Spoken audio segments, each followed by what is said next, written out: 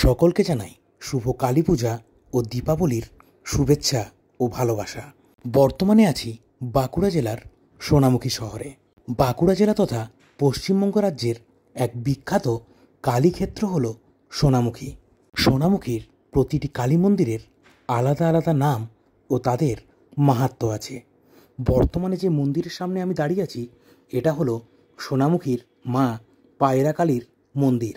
এই পায়রা কালী নাম কেন এসেছে সেটা জানার জন্য কথা বলে নিয়েছিলাম কমিটির একজন দাদার সাথে, তো সেটাই আপনাদের সামনে তুলে ধরবো। পায়রা কালী নামকরণ হয়েছে, আগে শুনেছি বড়দের মুখে পায়রা বলি, আচ্ছা, তো সেই থেকেই পায়রা কালী নামকরণ হয়েছে। আর সোনামুখী তো কালীঘাট থেকে শহর, তো যেমন মায়েতমা আছে ভটনগর সোনামুখী গ্রাম্য দেবী বলা হয়, সেরকম পায়রা মাও ঐতিহ্যবাহী সোনামুখীর কালী প্রতিমা। তো আমাদের সারা রাত ব্যাপী পুজো হয়, আর বিসর্জনেও মানে একদিন প্রথম দিন যেদিনে বেরোয় তার পরের দিনে জলে পড়ে। আচ্ছা, সোনামুখীর ঐতিহ্য, হ্যাঁ খুবই ভালো।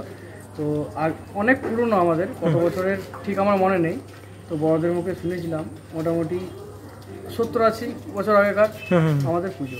আচ্ছা, আর আমাদের বিসর্জনের দিন ফলা ভোগ থেকে আরম্ভ করে পুজোর পরের দিন নরনারায়ণ সেবা হয়। আচ্ছা, আর তারপরের দিন পায়েস ভোগ এসব হয়। আচ্ছা আচ্ছা, ঠিক আছে।